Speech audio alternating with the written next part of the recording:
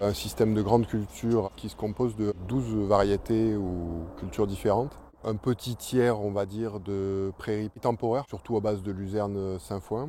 Un petit tiers aussi de légumineuses à graines, c'est-à-dire soja, pois chiches et un peu de févrole. Lentilles aussi. Et ensuite le reste en céréales à paille, donc orge, petit épeautre, corazan, blé tendre, meunier. Plus un peu, après les cultures à plus forte valeur ajoutée, mais sur des toutes petites surfaces qui sont du tournesol semence, toujours en bio, et des pommes de terre, que j'ai développé en bio, en circuit court, c'est-à-dire que je livre des magasins locaux sur Aix, Marseille.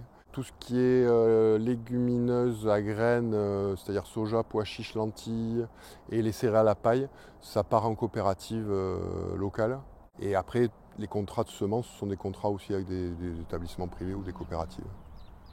Qui m'a mené vers l'agriculture bio au départ, avant de parler d'agriculture bio de conservation. En 2008, 2009, 2010, j'ai fait avec la Chambre d'agriculture un bilan, j'étais encore totalement en conventionnel. Et à ma grande surprise, mes dépenses énergétiques, il y avait plus de 40% des dépenses qui n'étaient ni le matériel, ni le gasoil, qui étaient les engrais de synthèse et notamment l'azote. Et du coup, les voies de progrès suite à ce bilan, c'était de réduire tout ce qui était fertilisation minérale.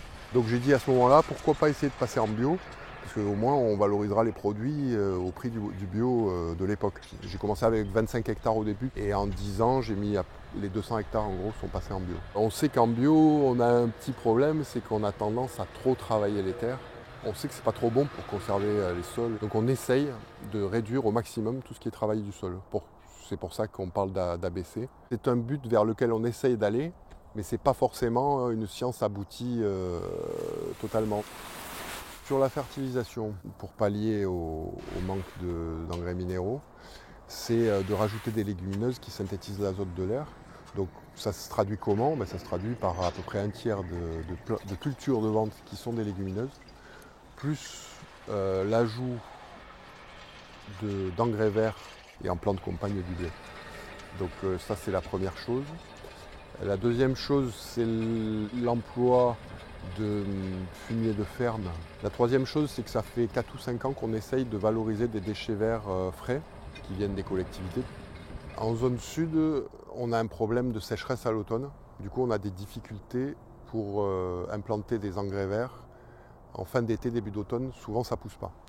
Donc le moyen qu'on a trouvé ici, c'est de semer ce même engrais vert l'année d'avant, en même temps que la céréale, c'est-à-dire novembre. Et avec une association de plusieurs plantes, vous avez du raisin anglais tardif, du trèfle blanc, qui eux vont juste végéter dans le blé, ils vont rien donner, jusqu'à ce qu'il pleuve à l'automne d'après.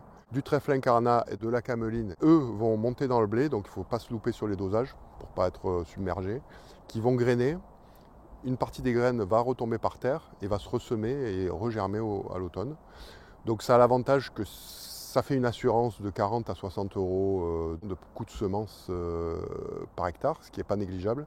Mais à l'automne, il n'y a aucun travail à faire. Quand il pleut, ça pousse. Sachant que je me récupère un peu en vendant de la cameline, puisqu'il reste de la cameline en graines dans les blés qu'on essaye de trier et qu'on récolte. Et un peu en faisant pâturer à l'automne sur ce même engrais vert quand il est assez poussé, qu'on vend sur pied à des bergers. Après, donc, la majorité de mes céréales n'ont aucune fertilisation.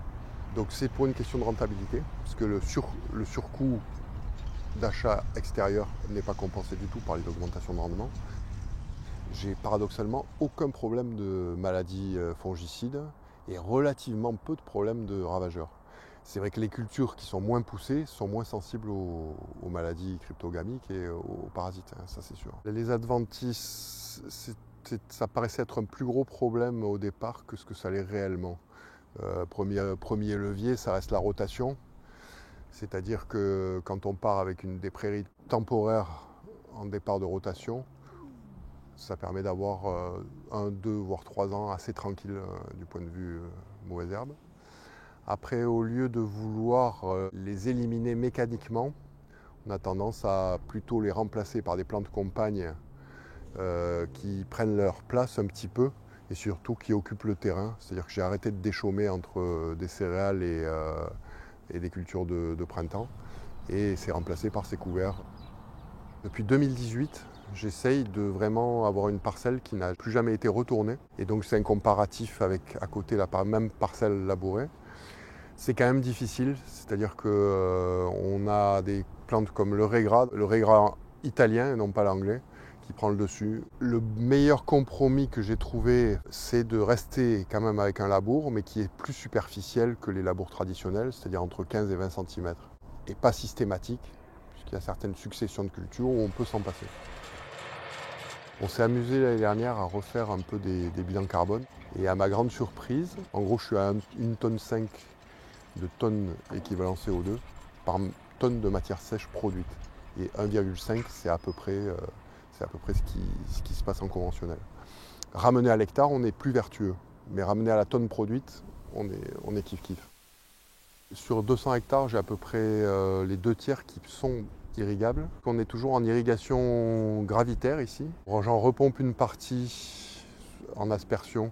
Notre ressource qui sont les Alpes, qui sont à proximité. On sait qu'elle va baisser en été de 30 à 40%.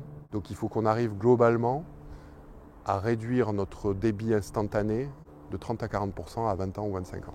Donc face à ça, individuellement, on peut changer la fraction des cultures d'été qui sont plus consommatrices en culture d'hiver.